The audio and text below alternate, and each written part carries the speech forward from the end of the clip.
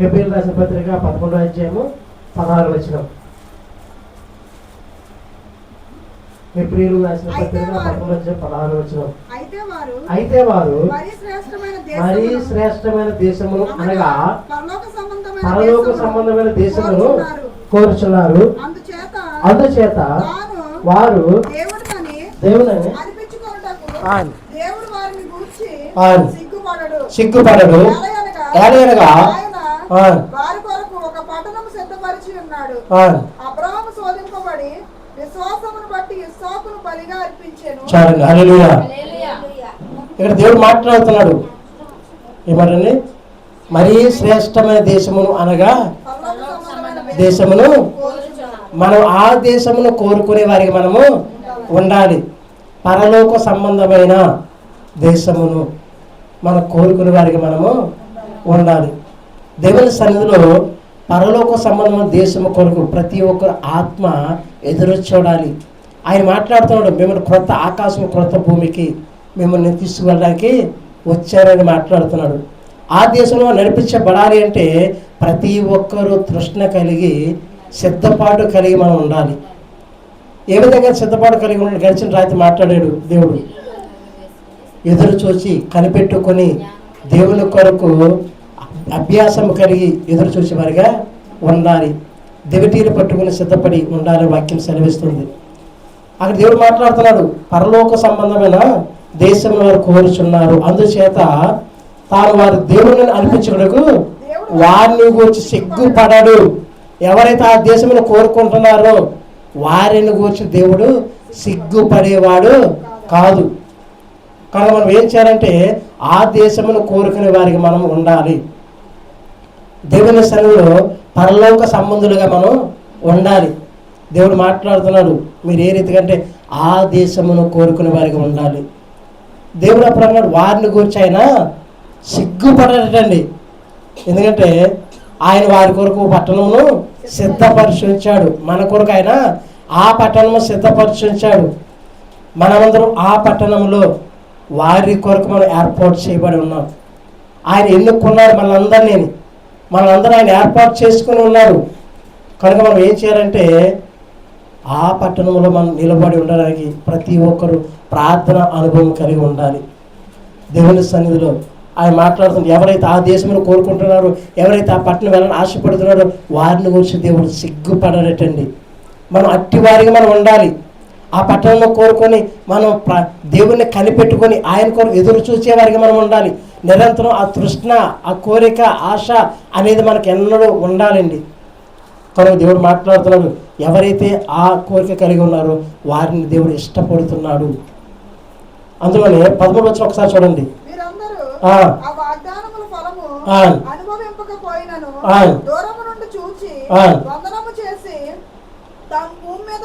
భూమి మీద పరదేశులము హల్లెలూయా. చూస్తున్నవారు ఏమన్నారండి?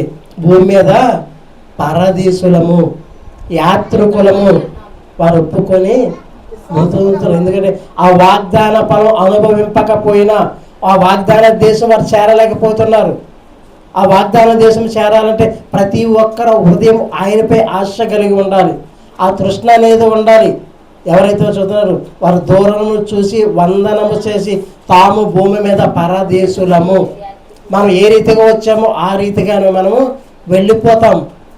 పరదేశం వచ్చాము, ఒక టూర్ ఏ రీతిగా వచ్చి మరలా తిరిగి వచ్చేస్తాము మన గృహాలకి, అదే రీతిగా మనము భూమి మీద జన్మింపబడి నుంచి మన జీవితం ముగింపు వరకు ఆ ప్రయాణం చేసి మరలా తిరిగి వెళ్ళేవారిగా ఉంటాం. ఆ తిరిగి వెళ్ళే స్థలము కూడా ఆ దేవుడు ఏర్పాటు చేసిన కొత్త ఆకాశం భూమిలో మనం నిలబడడానికి ప్రతి ఒక్కరు ఆశ కలిగి ఉండాలి. ఆయన వచ్చింది మనందరం తీసుకువెళ్ళడానికి. ప్రతి ఒక్కరు సిద్ధపడగలిగి నీతి న్యాయములు కలిగిన వారుగా ఆయన ఏర్పాటు చేసుకొని మనందరినీ ఆయన నియమించి ఉన్నాడు. కనుక మనం ఏ రీతిగా అంటే ఆయన కొరకు ఆశపడిన వారికి మనం ఉండాలి. 15 వచ్చి చూడండి. అందులోని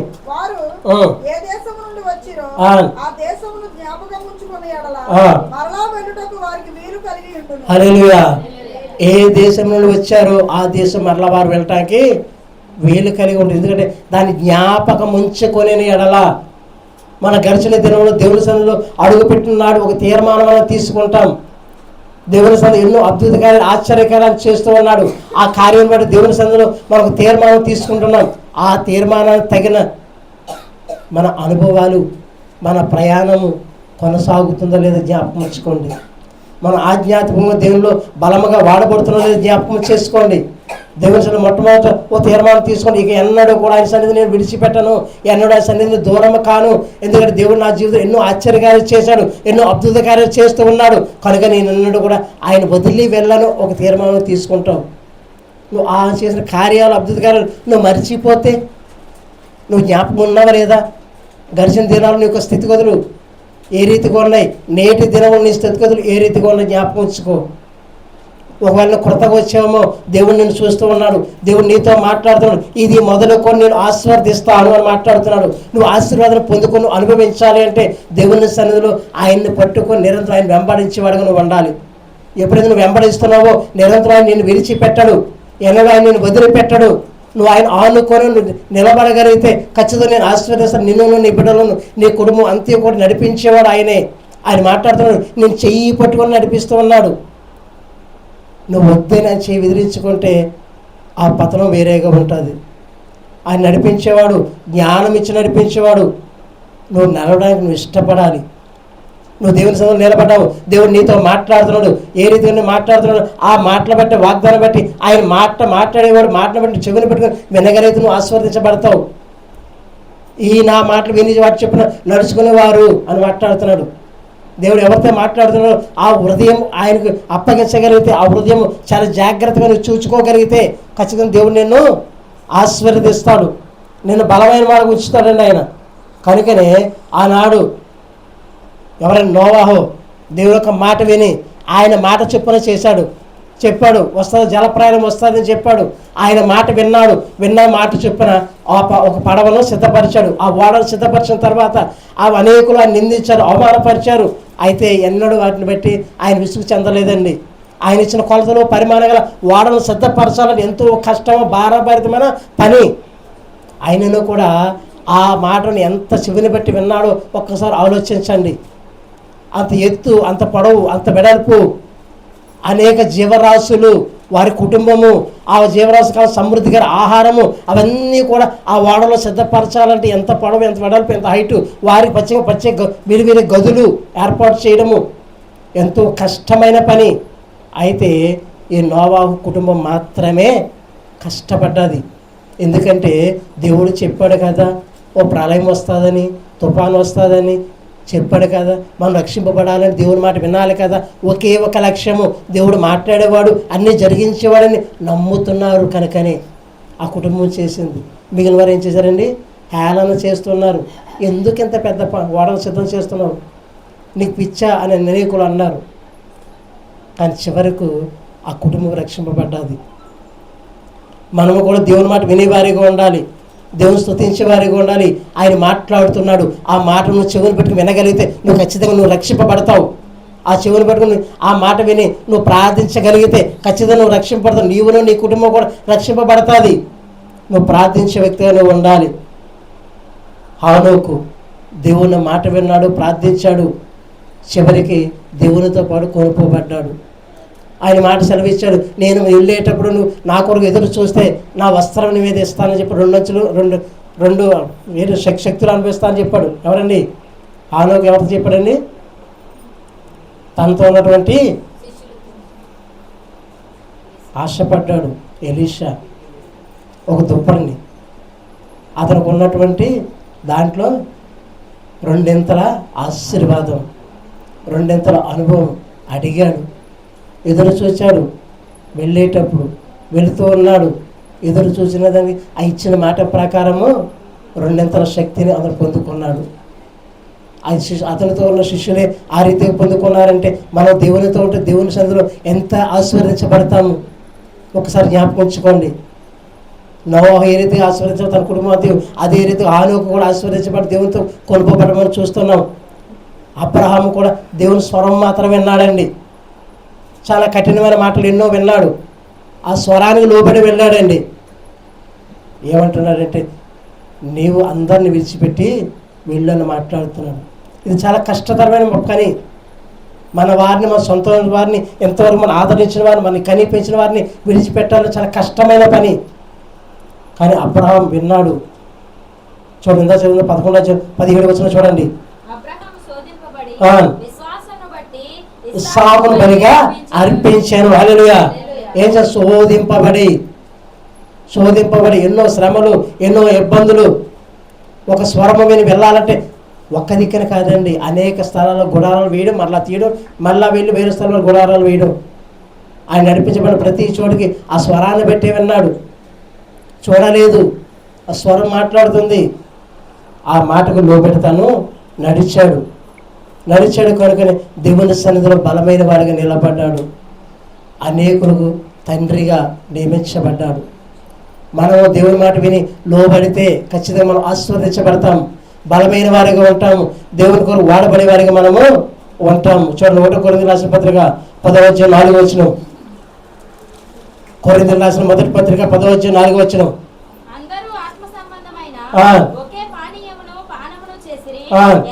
ఏలయనగా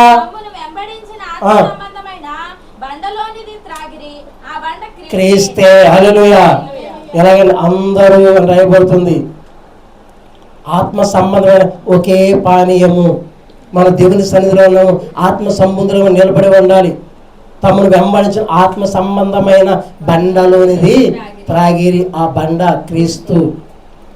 దేవుని సన్నిధిలో మనం నిలబడి ఉన్నాం. దేవుడి మన నడిపించేవాడు. దేవుడు ఎన్నడూ ఎవరినైనా విడిచిపెట్టాడండి. మన నిరంతరం నడిపించేవాడు. ఆయన సన్నిధిలో విడువని వాడిగా ఉన్నవాడు ఆయనే. మనం ఏ రీతిగా ఉండాలి? నిరంతరం స్తుతించే వారిగా ఉండాలి. ఆ బండ మీద మన ఇల్లు కట్టుకునే వారిగా ఉండాలి. ఆ బండ మీద మన పాదం నిలిపే వారిగా ఉండాలి. ఆ బండను ఆశ్రయించే వారిగా ఉండాలి. ఆ బండను వెంబడించిన ఆత్మ సంబంధమైన బండలోని వారు త్రాగిరని రాయబడుతుంది. మన దేవుని సన్నిధిలో ఆత్మ సంబంధం వల్ల నిలిచి ఉండాలి. ప్రతి ఒక్కరిని నడిపించేవాడు, ఎన్నడూ ఎవరినైనా విడిచిపెట్టేవాడు కాదండి. ఎందుకంటే ఆయన మాట్లాడుతున్నాడు. ఆయన ఆశ్చర్యకారు చేసి అనేకులను నడిపించే వ్యక్తి. అనేకులు రక్షింపబడాలి, ఏ ఒక్కరూ నశించిపోవడానికి ఇష్టం లేదు. ఆయన ఎన్నో అద్భుత కార్యాలు చేస్తూ ఉన్నాడు. ఆయన చేసిన కార్యాలు, సూచక్రియలు చూస్తున్నాం. ఆనాడు పాత నిబంధనలు ఎన్నో చూస్తున్నాం. నోవాహు ఎలా రక్షింపబడ్డాడు, హానోకు ఎలా దేవునితో నడిచి వెళ్ళాడు, అబ్రహాం ఏ రీతి ఆశీర్వదించబడ్డాడు, ఇవన్నీ చూస్తాం. ఎన్నో ఆశ్చర్యకరంగా చూస్తూ ఉన్నాం. కానీ మనలో విశ్వాసం ఏ రీతిగా ఉంది? ఆనాడు వారు నడిపించిన దేవుడు ఈనాడు మనం నడిపించడా? ఎంత నీ విశ్వాసం బలముగా ఉంది? ఎంత పూర్ణ హృదయంతో ఆయన నిలబడి ఉన్నావు? నిన్ను నిరంతరం విడిపోయినవాడు, ఎడబాయినవాడు, నిత్యము నిన్ను నడిపించేవాడు. అక్కడ కీర్తన చాలా చక్కని మాటలు చూడండి. 95వ కీర్తన 9వ వచనం. 95వ కీర్తన 9వ వచనంలో, అచ్చట మీ పితరులు నన్ను పరీక్షించి శోధించి. హల్లెలూయా. పితరులు పరీక్షించి శోధించి ఆయన కార్యాలు చూశారు. వారి అనుభవాలు మనం చూస్తూ ఉన్నాం. ఏ రీతిగా నడిచారు, ఏ రీతి శ్రమలు అనుభవించారు, ఏ రీతి ఇబ్బందులు అనుభవించారు. ఆయనను కూడా ఆయన ఎలా వెంబడించి ఆయనతో పాటు కొనుక్కోబడ్డారో మనం చూస్తూ ఉన్నాం. ఇన్ని కార్యాలు మనం చూస్తూ ఉన్నామే. ఆయన దేవుని సన్నిధిలో మనం ఏ రీతిగా ఉన్నాము? ఆయన విశ్వసించే వారిగా ఉన్నామా? ఆయన మనం లక్ష్య పెట్టకుండా ఆయన విడిచిపెట్టే వారిగా ఉన్నాం? ఒక్కసారి ఆలోచన చేయండి. చూడండి 10వ వచనం. 40 ఏండ్ల కాలము విసికి అనుకుంటే. హల్లెలూయా. ఎన్ని సంవత్సరాలండి? 40 ఏండ్ల కాలము. ఆ తరము వారి వలన నేను, ఆ తరంలో వారి కొరకు, తప్పుపో ప్రజల కొరకు ఆయన ఎంతో ఆ మార్గం తెలుసుకోలేదని ఆయన అనుకుంటున్నాడు. ఆ మార్గంలో మనం నడిచే వారిగా ఉండాలి. ఆ మార్గం తెలుసుకునే వారిగా ఉండాలి. ఆ మార్గంలో మనం వెంబడించే వారిగా ఉండాలి. ఎన్నడూ ఆయన సన్నిధిలో మనం నిర్లక్ష్య స్వభావం కలిగి ఉండకూడదు. దేవుడు మాట్లాడుతున్నాడు, నువ్వు నిలుచున్న స్థలం పరిశుద్ధ స్థలము. నువ్వు ఏ రీతిగా ఉండాలి? పరిశుద్ధపరచబడి ఆయన కొరకు నువ్వు వాడబడేవాడిగా నువ్వు ఉండాలి. ఎన్నడూ ఆయన సన్నిధిలో ఉన్నాడు. నువ్వు నిత్యము నిరంతరం ఆస్వాదించేవాడు, బలమైన వాడిగా మనందరూ నిలబెట్టి ఇష్టపడుతున్నాడు. అయితే నువ్వు ఏ రీతిగా నువ్వు ఆయన కొరకు ఆలోచన కలిగి ఉన్నావు? ఒక్కసారి ఆలోచన చేయి. నిత్యం నిన్ను నడిపించేవాడు, నిరంతరం నిన్ను విడువనవాడు, ఏడబాయినాడు వాక్యం సెలవిస్తుంది. ఆయన అన్ని అనేక అద్భుతాలు ఆశ్చర్యాలు చేస్తూ ఉన్నాడే, అన్ని కార్యాలు చూస్తూ ఉన్నావు. కార్యాలను బట్టి నీ విశ్వాసం ఎలాగుంది? నీ విశ్వాసం చెమ్మగిలిపోతుందా? ఆయనలో బలమైనగా ఉన్నదా? ఆనాడు కూడా ఇక్కడ మాట్లాడిన మాటల ప్రకారం అనేకులు ఆయన కార్యాలు చూసి కూడా వారు విశ్వసించలేదు అని మాట్లాడుతున్నాడు. చూడండి, కృత నిబంధనలోనే 12:37 మాట్లాడుతున్నాడు. యోహాను సువార్త 12:37. యేసు ఈ మాటలు చెప్పి కనబడకుండా ఎన్ని సూచక్రియలు చేసినాను వారి ఆయన యందు విశ్వాసముంచరేరి. హల్లెలూయా. ఆయన మాట్లాడు, ఇన్ని సూచక్రియలు వారి ఎదుట చేసిన వాళ్ళేనండి విశ్వాసం అనేది కనబట్టలేదు. కొందరు విశ్వసించారు, అనేకులు నడిచి వెళ్ళారు. పాత పితరుల కాలం ఆయనను పరీక్షించి శోధించి ఆయన వెంబడించిన అనేకులు వారు చూస్తూ ఉన్నాము. ఆయన దేవుడు మన ఎదుట ఎన్నో అద్భుత కార్యాలు చేస్తున్నాడు. మన కుటుంబం, మన పొరుగు వారి పట్ల, ఇరుగు పొరుగు వారి పట్ల దేవుడి ఆశ్చర్య కార్యాలు, అనేకులు రక్షించడం, నడిపించబడము, దేవుడు స్వరం ద్వారా మాట్లాడడం ఎన్నో చూస్తూ ఉన్నాము. అయినా విశ్వాసం అనేది నీలో కనబట్టలేదు. ఆయన చేస్తూ ఉన్నాడు కార్యాలు. ఆ కార్యాలు బట్టి నీలో విశ్వాసం ఏ రీతిగా ఉంది? వారి ఎడల చేసిన కార్యాలు నా ఎడలు ఎందుకు చేయడు? వారిని రక్షించిన దేవుడు నన్ను ఎందుకు రక్షించడు? వారికి అనేక రీతి ఆస్వాదించడం, నన్ను ఎందుకు ఆస్వాదించడు? ఒక బలముగా నువ్వు నిలబడి నీలో విశ్వాసం కొద్దిపాటి ఉంటే నేను బలపరిచేవాడే ఆయన. నువ్వు విశ్వాసం కలిగి ఉంటే దేవుడు ఎన్నో ఆశ్చర్యకార్యాలు చేసేవాడు. ఆయన ఎన్నో నమ్మకంగా ఉంటే దేవుడు ఎంతో సంతోషించేవాడు.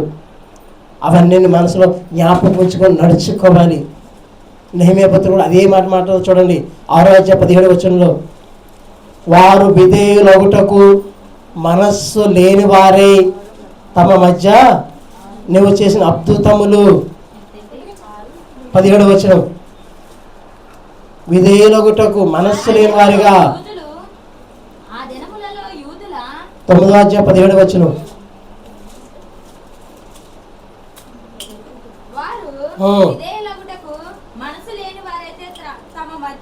తమ మధ్య నీవు చేసిన చేసుకొనక కఠినపరుచుకొని తాము ఉండి వచ్చిన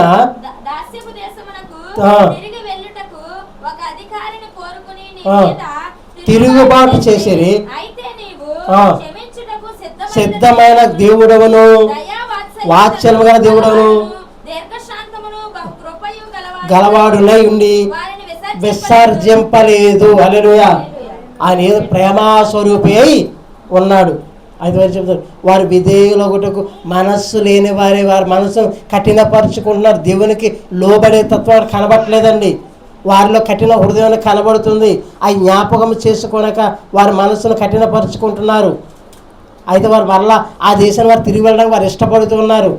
బానిస జీవితంలోంచి, ఆ బంధకపు జీవితం నుంచి వారు విడుదల కలిగజేసి దేవుడు నడిపించాడు. అయినా సరే వారు ఏం చేస్తున్నారు? మరలా వెనుతిరిగి చూడడానికి ఇష్టపడుతున్నారు. ఏ రీతి అంటే కఠిన హృదయం కలిగి, క్షమించే హృదయం లేక, సిద్ధమైన దేవుడు, దయావాత్సల్యము గలవాడు, దీర్ఘశాంతము గలవాడు ఇంటి వారిని విసర్జింపలేదు. వారిని నీవు విడిచిపెట్టలేదు, నిరంతరం నడిపిస్తూ ఉన్నావు. అయినా వారిలో ఏంటంటే నీలో విశ్వాసం అనేది వాళ్ళు కనబడట్లేదు. మనం విశ్వాసం కలిగి దేవుని నడుచుకోగలిగితే దేవుడు మనం ఆస్వాదించేవాడు. నీలో ఏముండాలంటే పూర్ణ విశ్వాసం ఉండాలి. నన్ను నా కుటుంబం రక్షించేవాడు దేవుడు ఉన్నాడు, అనేకులు రక్షించేవాడు నన్ను కూడా రక్షిస్తాడు, నడిపిస్తాడు. ఒక్క విశ్వాసం నీలో ఉంటే అనేక అద్భుత కార్యాలు చేసి నేను నడిపిస్తాడు ఖచ్చితంగా. ఆయన మాట్లాడుతున్నాడు, ఎన్ని కార్యాలు చేశానే, ఈ కార్యాలన్నీ ఇక్కడ చేయకుండా వేరే స్థలంలో చేసి ఉంటే వారు ఖచ్చితంగా దేవుని సన్నిధిలో ఉపవాసం ఉండి గోనె పట్ట కట్టుకుని వారు ఖచ్చితంగా వారు మారు మనసు పొందుదురే అని మాట్లాడుతున్నాడు. మనం అలాంటి వారిగా దేవుని బాధపరిచే వారిగా ఉన్నాం. ఒక్కసారి ఆలోచన చేయండి. ఇన్ని కార్యాలు, ఇన్ని సూచక్రియలు చేస్తూ ఉన్నాడు. మనలో కొంతమందికి ఎన్నో అద్భుతాలు చేశాడు. వాటిని బట్టి నీలో విశ్వాసం ఏ రీతిగా ఉంది చూడండి. మత్తయి సువార్త 11:20 మాట్లాడుతున్నాడు. మత్తయి సువార్త 11:20 ఏ ఏ పట్టణములో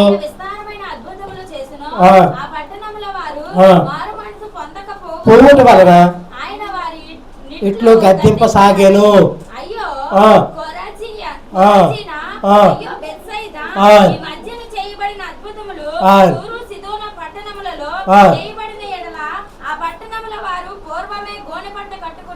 మారు మనసు పొంది ఉందుదురు. హల్లెలూయా. ఆయన మాట్లాడుతున్న ఎంతో బాధాకరమైన మాట. విస్తారమైన అద్భుతాలు చేశాను. ఆయన ఏ పట్టణంలో విస్తారమైన 1, 2 కాదండి, అనేకములు ఆశ్చర్యరీతిగా ఆయన ఎంతోమంది స్వస్థపరిచి ఎంతోమందిని నిలబెట్టి ఆయన ఆస్వాదించిన విధానము ఎన్నో వారు చూశారు. ఆయన ఎందుకని మాట్లాడుతున్నారు, విస్తారమైన అద్భుతాలు చేశాను. ఆ పట్టణంలో మారు మనసు పొందకపోవడం వల్ల ఆయన వారిని గద్దిస్తూ ఉన్నాడు. ఏ రీతిగా అంటే అయ్యో అయ్యో అని పదం ఎప్పుడు వాడతామండి? మన బిడ్డలు మన మాట వినకుండా ఎప్పుడైతే పాపపు లోకంలో పడిపోయి, మన మాట వినకుండా ఎప్పుడైతే అంధకారంలో పడిపోయి, లోకంలో పడిపోయి వారి మరణం లేవలేని స్థితిలో అనేకులు వారిని నిందించి వారిని గురించి అవమానపరిచిన మాట్లాడుతూ అదే పదం, అయ్యో నా మాట వినబట్టి నా బిడ్డలు క్షేమంగా ఉందిరే, అయ్యో వారు చెవిని పెట్టుకుంటే వారు రక్షింపబడిదిరే అని మాట. ఇక్కడ అదే పదం అక్కడ వాడుతున్నారు. అయ్యో ఇదే రీతిగా ఆయా దేశాలను చేసి ఉంటే ఏం చెప్తున్నాడు, పూర్వమే గోనె పట్టా కట్టుకొని బూడిద వేసుకొని మారు మనసు పొంది ఉందుదురు. పూర్వమే. ఎందుకంటే ఎన్నో కార్యాలు, అనేక అద్భుత కార్యాలు చేశాడు. ఆయన మాట్లాడుతున్నాడు, ఆయన గాయపరిచే వారిగా ఉన్నామా, ఆయన సంతోషపెట్టే వారిగా ఉన్నామా? ఒక్కసారి జ్ఞాపకం చేసుకోండి. దేవుని సన్నిధిలో మనం నిలబడి ఉన్నాము. దేవుడు మనం రక్షిస్తున్నాడు. మనం ఎదుటివారి కుటుంబంలో చూస్తున్నాము. ఆయన సన్నిధిలో అడుగు పెట్టకముందే మన సంఘ బిడ్డలు అనేకులు దేవుళ్ళు అనేక ఆశ్చర్యకారు పొందుకుని అద్భుత కార్యాలు దేవుడు చేశాడు వారికి. వాటిని బట్టి నీలో విశ్వాసం ఇంకా వృద్ధి పొందాలే కానీ నీరస వెళ్ళిపోయే వారికి ఉండకూడదు. ఆయన అయ్యో అని పదం వాడుతున్నాడంటే నీలో విశ్వాసం ఎంత చెమ్మగిలిపోయిందో, నీలో ఆత్మశక్తి ఎంత నీరసించిపోయిందో ఒక్కసారి ఆలోచన చేయి. మనం ఆ రీతిగా ఉన్నామా? దేవుని సన్నిధిలో బలముగా వాడబడ్డకు ఇష్టపడుతున్నాం? ఒక్కసారి ఆలోచన చేయండి. ఎందుకంటే దేవుడు మాట్లాడుతున్నాడు, నిత్యం మనం నడిపించేవాడు. ఆయన మాట్లాడుతున్నాడు, మనం నడిపిస్తూ ఉన్నాడు, మన చేయి పట్టుకొని నడిపిస్తూ ఉన్నాడు. కానీ మనమే ఆయన్ని వదిలి మనకు నచ్చినట్టుగా వెళుతూ ఉన్నాం.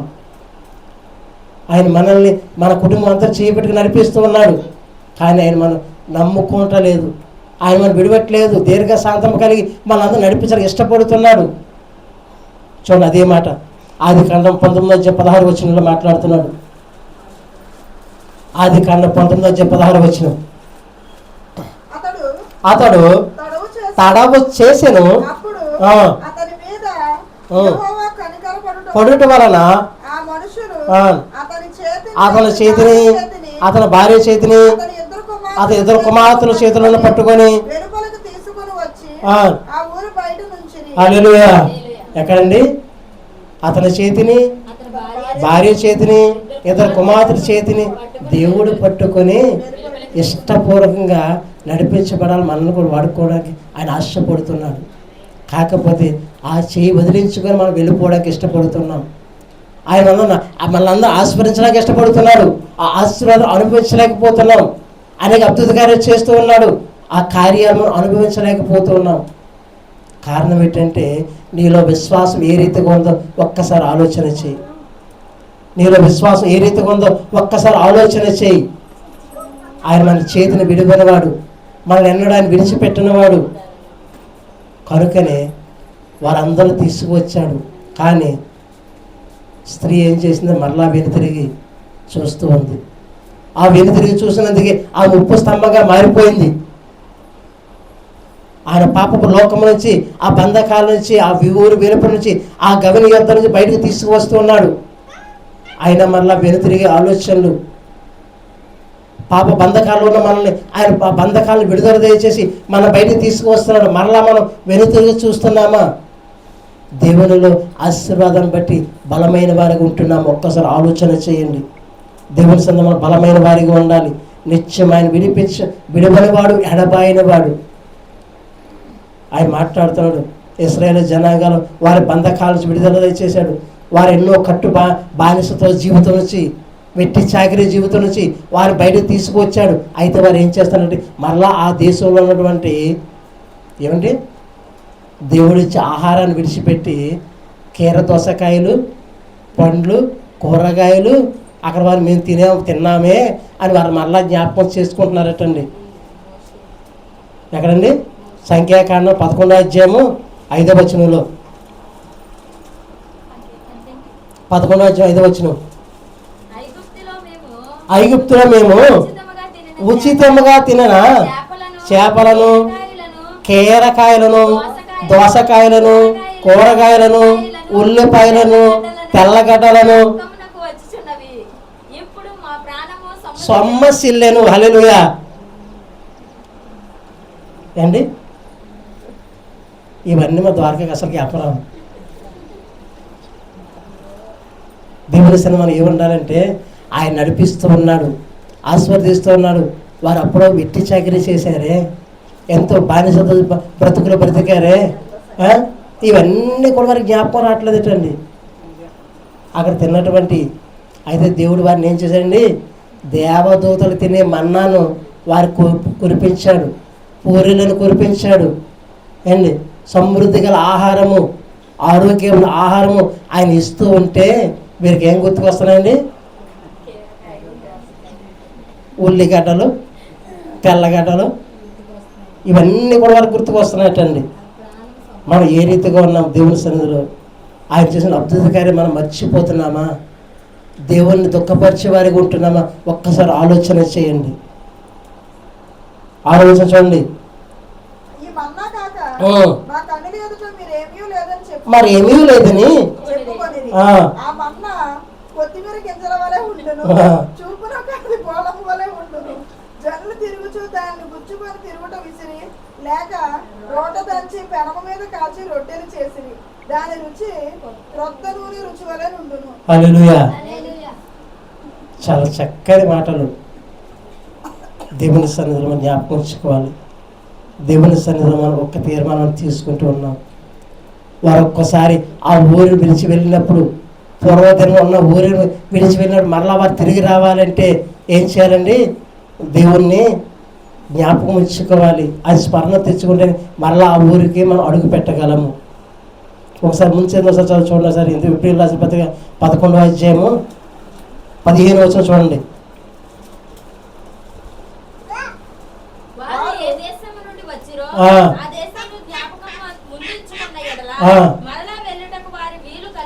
చాలండి. ఏ దేశం నుండి వచ్చారో మళ్ళీ ఆ దేశం వెళ్ళాలంటే వారు వీలు కలిగి ఉండేను. మొట్టమొదట మన గడిచిన దినాలు ఆయన సన్నిధిలో తీర్మానం తీసుకుంటాం. ఆయన సన్నిధిలో మనం ఒక తీర్మానం తీసుకొని దేవుని కొరకు వాడబడాలి. ఒక తృష్ణ, ఒక ఆశ, కోరిక, పట్టుదలతో నిలబడి ఉంటాం. అదే తీర్మానాన్ని మనం మర్చిపోకూడదండి. మొట్టమొదటి తీర్మానం మర్చిపోకూడదు. ఒక దేశం బయలుదేరి మరలా ఆ దేశం మరలా తిరిగి రావాలంటే అది దేవుని కృప ఉండాలి. ఆయన జ్ఞాపకం ఉంచుకోవాలి. యాకోబు ఆ దేశం విడిచి వెళ్ళాడు. అరణ్య మార్గంలో, దారి మధ్యలో, అరణ్య ప్రాంతం మధ్యలో నిలబడి ఉన్నాడు. వెనుతిరిగి వెళ్ళలేని స్థితి. ఆ మార్గం మధ్యలో ఒక రాయి తీసుకొని తలగడగా చేసుకొని ఏం చేశారండి? ఈ స్థలము ఏ స్థలం అండి? దేవుని మందిరమే కాదు, మరొకటి కాదు. దేవుడు ఏర్పాటు చేసిన మందిరము. నేను వెళ్ళి మరలా తిరిగి వచ్చినప్పుడు ఈ స్థలం మందిరం, ప్రత్యేక మందిరం ఏర్పాటు చేస్తాను. యాకోబు ఒక తీర్మానం తీసుకున్నాడు. ఏం చేశాడు? వెళ్ళాడు, తన మామ దగ్గరికి వెళ్ళాడు.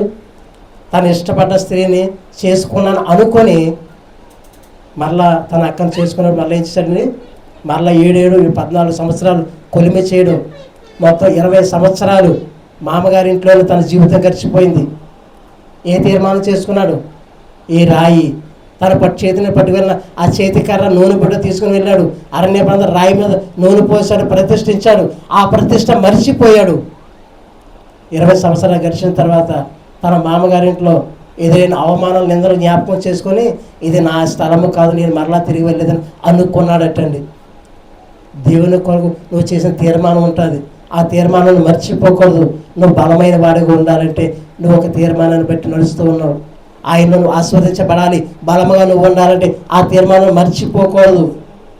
నాగడి మీద చేవేసి వెనుతట్టు తిరుగు చూచి వాడు ఎవడును దేవుని రాజ్యములకు పాత్రుడు కాడు అని వాక్యం సెలవిస్తుంది. ఒక్కసారి తీర్మానం చేసి నడిచేవంటే ఖచ్చితంగా ఆ మాటకు లోబడి జీవించేవాడిగా ఉండాలి.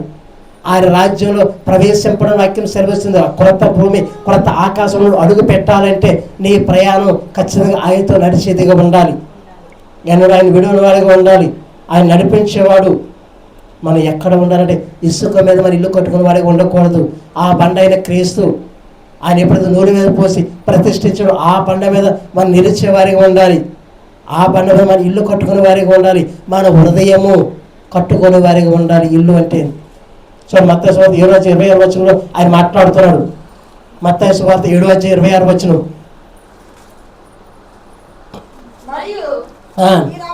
ఈయన మాటలు విని చేయని ప్రతి వాడు బుద్ధిహీనుని పోలి ఉండును. హల్లెలూయా. దేవుని మాట వినని వాడు ఇసుక మీద కట్టిన బుద్ధిహీనుని వలె పోలి ఉంటాడని వాక్యం సెలవిస్తుంది. మనం ఏ రీతిగా ఉన్నాము? ఆ వాన వరదలకు ఆ గాలికి ఆ ఇల్లు కూలిపోయేదిగా ఇసుక బలమైనది ఏమి ఉండదండి. మనం ఏం చేయాలంటే ఆ బండ మీద మన ఇల్లు కట్టుకునే వారిగా ఉండాలి. ఆ బండ మీద స్థిరమైన వారిగా మనం ఉండాలి. ఆ బండగా పట్టుకొని మన పిల్లలను కొట్టాలి. ఏం చేయాలండి? నీ పసిపిల్లలను బండకు వేసి కొట్టాలి. బండకు వేసి కొట్టడం అంటే క్రీస్తులో నడిపించాలి. చిన్ననాటి నుంచి ఆయన అడుగు జాడలలో వాక్య ప్రకారం నిరంతరం నిలిచేవారిగా, ఆయన సన్నిధిలో స్తుతించేవారిగా, అంగలార్చేవారిగా, రోధించేవారిగా నీ బిడ్డలను చూడండి. 137 కీర్తన 9వ వచనం. ఏం చేయాలి? మీ పిల్లల్ని మీరు కొడుతున్నారా? హల్లెలూయా. ఎవరు కొడుతున్నారండి? మీరు కొడుతున్నారా? మీరే కొట్టట్లేదు. ఎక్కడ వారు బాధపడతారు, ఎక్కడ వారు సుఖాలు విడిచిపెడతారని మీరే కొట్టట్లేదా? దేవుని సన్నిధిని నడిపించాలి. చిన్ననాటి నుండి వాక్య లోతుల వారు నడిపించాలి. బలమైన వారి వారిని ఉంచాలి. దేవుని కొరకు వాడబడే వారిగా ఉండాలి. అబ్రహాము అంతటి వాడే దేవుని స్వరం విని వెళ్ళాడు. ఆ స్వరము కూడా చాలా కఠినమైన మాటలు. 12వ రాయబడుతుంటుంది. ఏమిటంటే, నీవు లేచి నీ దేశము నుండి, నీ బంధువుల ఇంటి నుండి, నీ తండ్రి ఇంటి నుండి ఇవన్నీ విడిచిపెట్టి ఆయన 12వ వచనంలోనే ఆది కాండం, అబ్రహాము కోసం రాయబడింది ఆది కాండం అండి.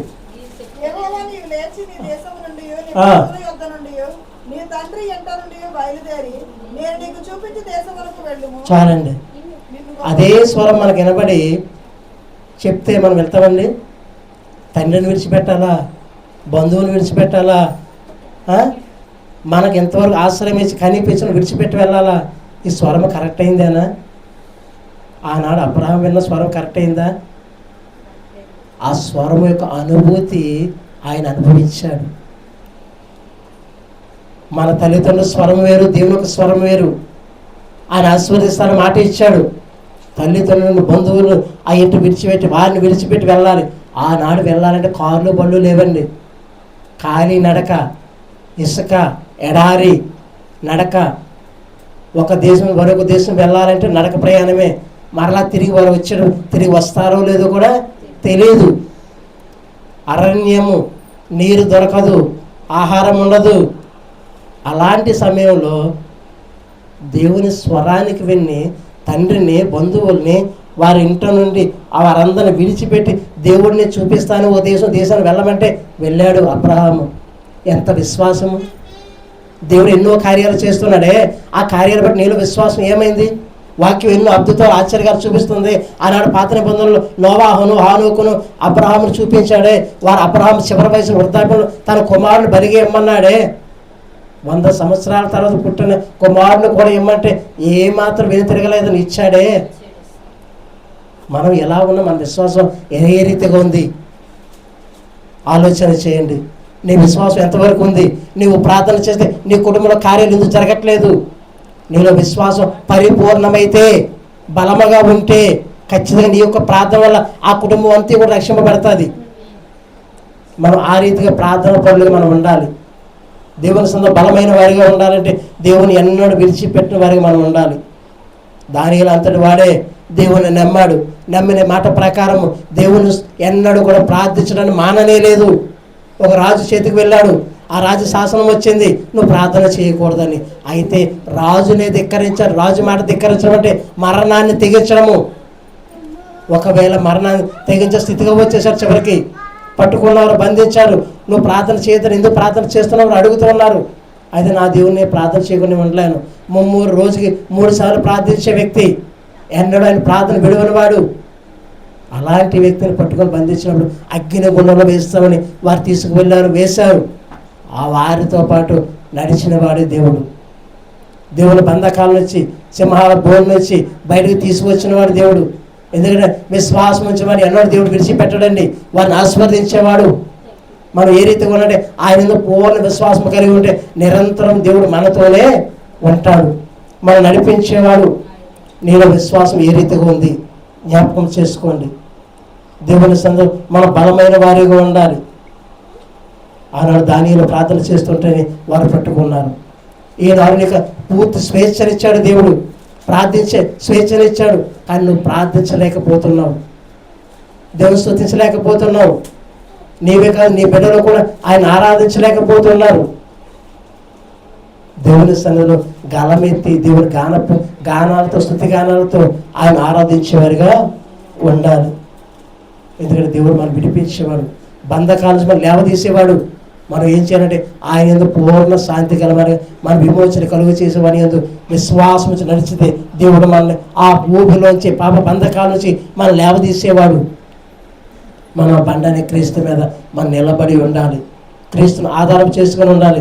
కీర్తన గ్రంథం 40వ కీర్తన 2వ వచనం చూడండి ఒకసారి.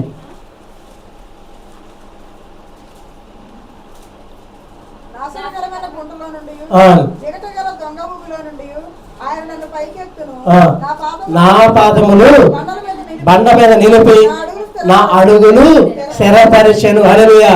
మన పాదములు ఎక్కడ ఉండాలి? బండ మీద నిలిచి ఉండాలి. ఎక్కడి నుంచి మనం లేవదీసేవాడు? ఏదైతే బంధకాల్లో, ఏదైతే ఇబ్బందులు, శ్రమల కొమ్ములో నలుగుతున్నావో ఆ శ్రమ నుంచి విడిపించేవాడు. ఏదైతే మరలా నేను లేవలేను అనుకుంటున్నావో ఆ శ్రమ నుంచి నేను లేవదీసేవాడు ఆయన. మన పాదములు ఎక్కడ ఉండాలి? బండ మీద నిలిపి ఉండాలి.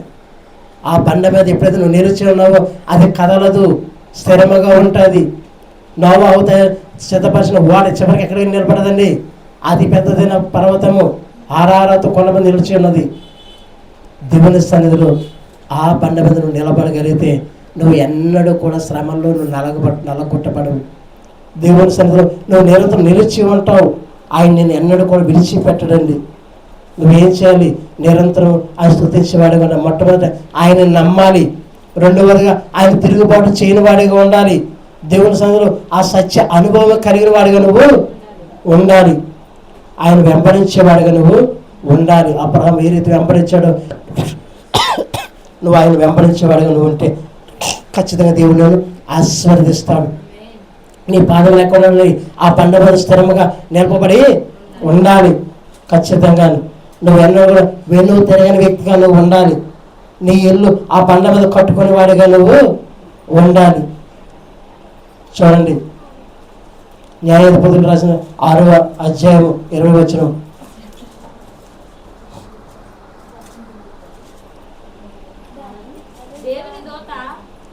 6వ అధ్యాయం 20వ వచనం. దేవుని దూత ఆ మాంసమును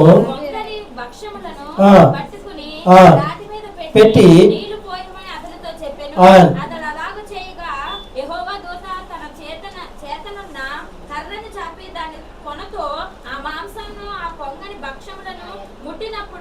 అగ్ని ఆ రాతిలో నుండి వెడలి హల్లెలూయా. ఆ బండ నుండి ఏమొచ్చిందండి? అగ్ని బయలు పెడుతుంది. ఆ రాత్రి నుంచి ఎడారులు నడిపించిన వారికి నీటి ఓటాలను ఇచ్చింది. ఆ బండ నుంచి నీటి ఓడలు వచ్చాయి, ఆ బండ నుంచి అగ్ని బయలు వెళుతుంది. ఆ బండ మీద మన పాదములు నిలబడి వారికి ఉండాలి, ఆ బండ మీద మన ఇల్లు కట్టుకునే వారికి ఉండాలి, ఆ బండ మీద ఆశ్రయించే వారికి మనము ఉండాలి. ఆయన మాట్లాడుతాడు, నిత్యం నిన్ను నడిపించేవాడు. దావీదు అంతటి వాడే ఆ బలిపీఠను, ఆ దహన బలులను, ఆ బండ రాళ్ళు పేర్చి ఆ మండించబడినప్పుడు ఆకాశంలో అగ్ని దిగి వచ్చి ఆ మండించబడినప్పుడు ఆ ఎప్పుడైతే అగ్ని ముందు దేవుడు స్తుతించాడంటే మొరపెడుతున్నాడట. ఆ దహన బలు అగ్ని మొరపెట్టినప్పుడు దేవుడు మాట్లాడుతున్నాడటండి. మనం ఏం చేయాలంటే దేవుని స్తుతించే వారికి మనం ఉండాలి, ఆ బండ ఎదురు మనం ప్రార్థించే వారికి ఉండాలి, నిత్యమైన విలువని వారికి మనము ఉండాలి. నీ పాదములు ఆ బండ మీద నిలపగలిగిన వాడైతే ఖచ్చితంగా నేను ఆశీర్వదించేవాడు, నిరంతరం నేను విడిచిపెట్టిన వాడు. మనం ఏం చేయాలి? ఆయన ఆశీర్వదించి ఆ ఆశీర్వాదం అనుభవించాలి అంటే ఆ బండ ఎదుట మనం నిలబడి వారిగా ఉంటే దేవుడు మనల్ని ఎన్నడూ కూడా విడిచిపెట్టడండి. ఆయన స్తుతించాలి. నువ్వు వెళుతున్నావు, ఒక తీర్మానం తీసుకున్నావు, ఆ తీర్మానం ప్రకారం నువ్వు నిలిచి ఉండాలి, ఖచ్చితంగా నువ్వు మరవని వాడిగా ఉండాలి. చూడండి, దినవృత్తాంతాల గ్రంథం 1వ గ్రంథంలో 21వ అధ్యాయం 26వ వచనం, 21వ అధ్యాయం 26వ వచనం.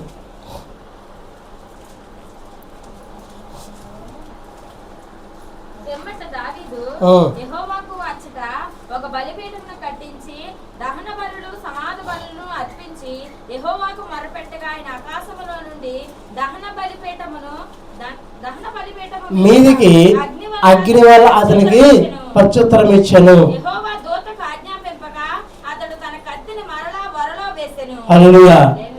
దహన బలులను ఆకాశం నుండి దహన బలిపీఠం మీదకి అగ్ని వలన అంటే ఆకాశం నుండి అగ్ని కురిపిస్తున్నాడు. మనం ఏవైతే ఆయనకు అర్పించాలని ఇష్టపడుతున్నాం ఆనాటి కాలంలో ఆయన అర్పించే సమయంలో ఆకాశంలో అగ్ని దిగి వచ్చి ఆ అర్పణను ఆయన స్వీకరించేవాడు. ఈనాడు దేవుని సన్నిధిలో నీ హృదయం ఆయనకు అర్పించేవాడుగా నువ్వు ఉండాలి.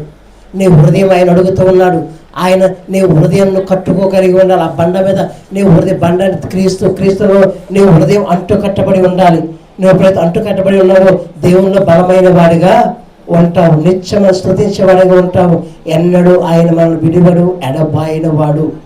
మనం ఏం చేయాలి? ఆయన సన్నిధిలో నిలబడి ఉండాలి. ఒక తీర్మానం తీసుకున్నాం, తీర్మానం ప్రకారం మనం నిలిచి ఉండాలి. ఆయన మాట్లాడుతున్నాడు, నువ్వు ఆయన నమ్మితే అబ్రహాం ఏ రీతిగా ఆయన నమ్మాడు, ఆయన ఆశీర్వదించబడ్డాడు. నోవాహు నమ్మాడు, ఆశీర్వదించబడ్డాడు. మనం దేవుని సన్నిధిలో ఆయన నమ్మాలి, తిరుగుబాటు చేయని వారిగా ఉండి ఆయన ఇచ్చిన ఆశీర్వాదాలు జ్ఞాపకం ఇచ్చుకొని పితరులు ఏ రీతిగా ఆశీర్వాదాలు జ్ఞాపకం చేసుకుని వారు బలపడ్డారో మనము కూడా ఆనాడు జరిగినటువంటి నోవాహును, ఆనోకును, అబ్రహామును చూసి మనం బలముగా ఆయన సన్నిధిలో నిలబడిన వారికి మనం ఉంటే దేవుడు మనల్ని ఎన్నడూ విడిచిపెట్టడండి. తిరుగుబాటు అనేది నీలో ఉండకూడదు. దేవుళ్ళో ఖచ్చితంగా పూర్ణ విశ్వాసం కలిగి సత్య అనుభవం కలిగిన వాడిగా ఉండాలి. వాక్యం సిద్ధపడిన వాడిగా నువ్వు ఉండాలి. ఎందుకంటే నువ్వు ఆయన వెంబడించేవాడిగా ఉండాలి. క్రీస్తుని వెంబడించేవాడిగా, ఆ బండ మీద పాదము నిలిపిన వాడిగా, దేవుని సన్నిధిలో నిరంతరం స్తుతించేవాడిగా ఇల్లు కట్టుకోవాలంటే నీ హృదయం ఆయనలో కట్టబడి ఉండాలి. ఆయన నీలో స్థిరమైన వాడిగా ఉండాలి. నిత్యము ఆయన నీలో స్థిర నివాసం చేయబడి ఉండాలి. నీలో స్థిరంగా నిలిచి ఉండాలంటే నీలో ఉన్నటువంటి లోక పాపములు నీలో విడిచిపెట్టాలి, లోక ఆలోచన విడిచిపెట్టాలి. నువ్వు ఎప్పుడైతే విడిచిపెట్టావో ఆయన నీలో స్థిరముగా నిలిచిండి నేను ఆస్వాదించి అనేకుల పట్ల, నీ బంధువుల స్నేహితుల పట్ల నేను హెచ్చించి బలపరిచి ఆస్వాదిస్తాడు. కనుక మరి ఏ రీతి ఉంటే ఆయనలో పూర్ణ విశ్వాసం కలిగి నిలిచి ఉంటే మనందరూ కూడా ఆస్వాదించను గాక. ప్రార్థన చేసుకుందామండి.